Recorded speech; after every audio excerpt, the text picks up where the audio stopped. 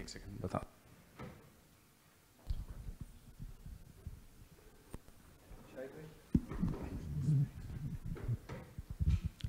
साइम, बहुत बड़ा match Pakistan India का 2 दिन बाद आने वाला है, तो कुछ आपकी फॉर्म भी लैग कर रही है, तो कप्तान तो ये उस दिन कह रहे थे कि मेरे वो प्लेयर्स जो पिछले मैचों में स्कोर नहीं करते रहे, उनको हमने ये टास्क दिया या उनसे एक्सपेक्ट कर रहे हैं कि वो अब बड़े मैचेस में एशिया कप में परफॉर्म करेंगे। तो कैसा अब आज की जो परफॉर्मेंस है या पिछले आपके चंद मैचों की परफॉर्मेंस के बाद इंडिया के मैच को कैसा देख रहे हैं? देखें जी, बिल्कुल बड़ा मैच होता है लोगों के लिए, उनके पॉइंट ऑफ व्यू से देखा जाए तो, बट ऐसा है कि हम लोग एज अ टीम इस चीज़ को नहीं देखते। हम ये देखते हैं कि हमारे लिए डे बाय डे जो नेक्स्ट मैच आ रहा है उसमें हमारा वही सेम प्रोसेस फॉलो करें, और जो इम्प्रूवमेंट्स हम अपने प्रोसेस में कर सकते हैं, एग्जीक्यूशन में बेहतर कर सकते हैं, वो करें। और एज अ टीम हम एक दूसरे पे ट्रस्ट करते हैं कि अगर कोई नहीं भी परफॉर्म करे या किसी की परफॉर्मेंस में गैप आ गया तो वो हमको अगर एक को बड़ा मैच जिता दे या कोई बैक टू बैक मैचेस जिता दे तो वो कवर हो जाता है। तो 11-15 लोगों की टीम है, तो हम नहीं चाहते कि कोई 1-2 ही परफॉर्म करते रहें। हम यही चाहते हैं कि सब मिलके कोई एक मैच करके जिताते रहें, तो इस तरह हमारा कॉम्बिनेशन बने। In the light of this big victory, how does it feel? Generally what the decision to bat first also was to get a feel for everybody and be ready for the important match? Not really. Actually, we saw the conditions. It looked pretty dry, and we thought that it's gonna be no dew. So batting first would be batting first and give them a big target, and then defend it on that pitch that looked slow. So that would be difficult for them. So that's why we batted first.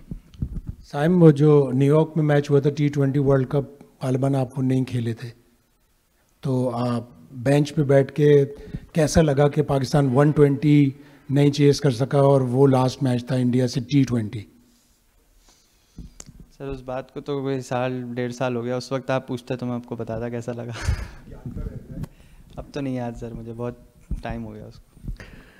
Saim, Asia ये जो अभी UAE का जो leg चल रहा है Pakistan team का, इसमें आपकी जो परफॉर्मेंसेज हैं वो इतनी तवातर के साथ नहीं आ सकी बैट के साथ, तो इसको किस तरीके से आप देख रहे हैं? आपके ऊपर कोई प्रेशर है या टीम मैनेजमेंट ने आपको कोई इस चीज़ के ऊपर?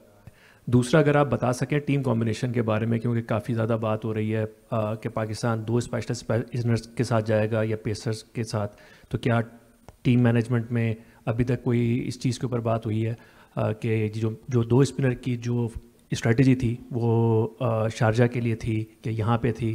क्योंकि इंडिया के ख़िलाफ़, इंडिया की बैटिंग के ख़िलाफ़ Faheem Ashraf as a second pacer, आपको लगता है कि वो बहुत ज़्यादा रिस्की स्ट्रेटजी नहीं होगी, या उस बारे में अगर आप कुछ कहना चाहें तो? Thank you.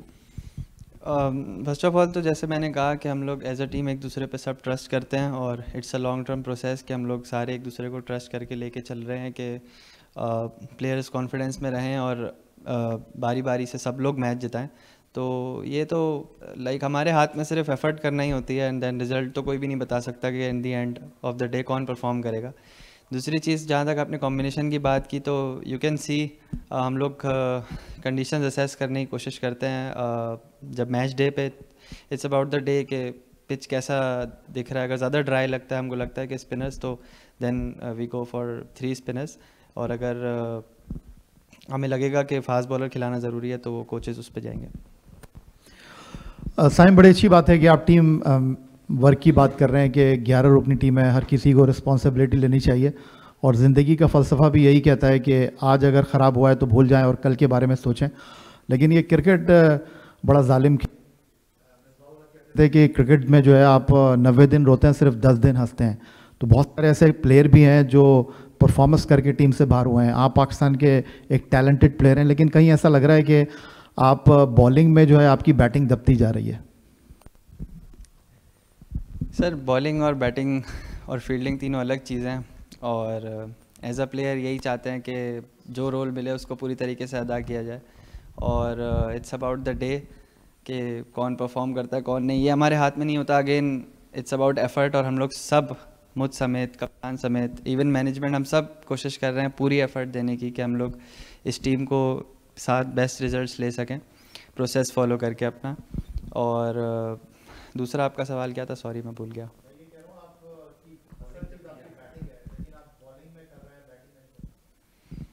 जी मैंने आपको यही बोला ना कि जो रोल है उस पर हम एफ़र्ट कर रहे हैं और बाकी परफॉर्मेंस तो हमारे हाथ में नहीं है। एफ़र्ट हमारे हाथ में तो हो सकता है कल को कोई बड़ा मैच जिता दें तो सब कवर हो जाता है। तो वी ट्रस्ट आवरसेल्व्स, सब पे ट्रस्ट है। तो लेट्स सी कि हम यही होप करते हैं कि सब लोग मिलके कोई ना कोई बड़ा मैच जिताते रहें। साइम, थोड़ा प्रेशर और एक्सपेक्टेशंस के बारे में मैं आपसे पूछना चाहूँगी। आपका आई बिलीव आपका फर्स्ट मैच होगा इंडिया के ख़िलाफ़ और काफ़ी सारे प्लेयर्स टीम में अभी ऐसे हैं जिनका फ़र्स्ट मैच होगा इंडिया के ख़िलाफ़, और रीसेंट जो एनकाउंटर्स थे उसमें पाकिस्तान ने काफ़ी सारे मैचेस हारे हैं। तो एक कोई मेंटल प्रेशर और एक्सपेक्टेशंस का लोड उसको हैंडल करना आपके लिए मुश्किल होगा, या आपको लगता है कि एक तरह से ब्लेसिंग इन डिसगाइज होगा कि आपको नहीं पता कि किस तरह का होता है प्रेशर इंडिया के साथ खेलने का, और you learn on the day?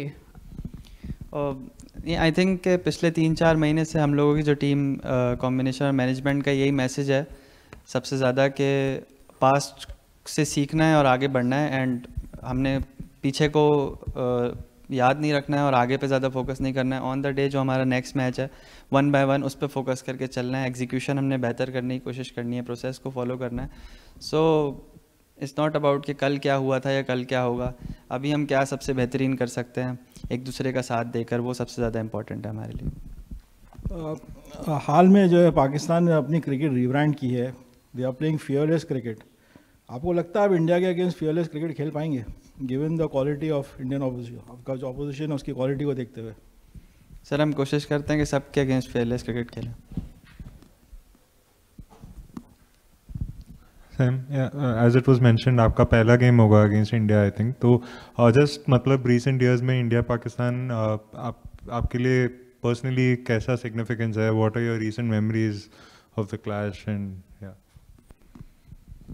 Sir memories क्या मैटर करती हैं, अब तो ये टूर्नामेंट है, ये सबसे ज़्यादा मैटर करता है। ये टूर्नामेंट हमने जीतना है। We are not just looking forward to Pakistan India match, we are looking forward to win the tournament. Sam, just want to take you back to earlier this year. You had a very freak injury. Just want to ask you about the mental toll it took on you. What did you do to kind of come out of that phase, and how challenging was it? And has that kind of changed the outlook towards the way you think and think about the game? Yeah, it is challenging to have an injury, but I think is it's not in our hands, and like it's uncontrollable. So if it happens, you do what you have to do and then come back to field again and give the full effort. Saim, top of the order Jasprit Bumrah को खेलना कितना बड़ा challenge होगा आपके लिए?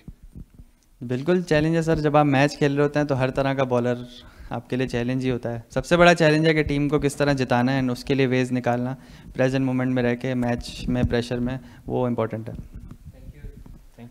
Thank you.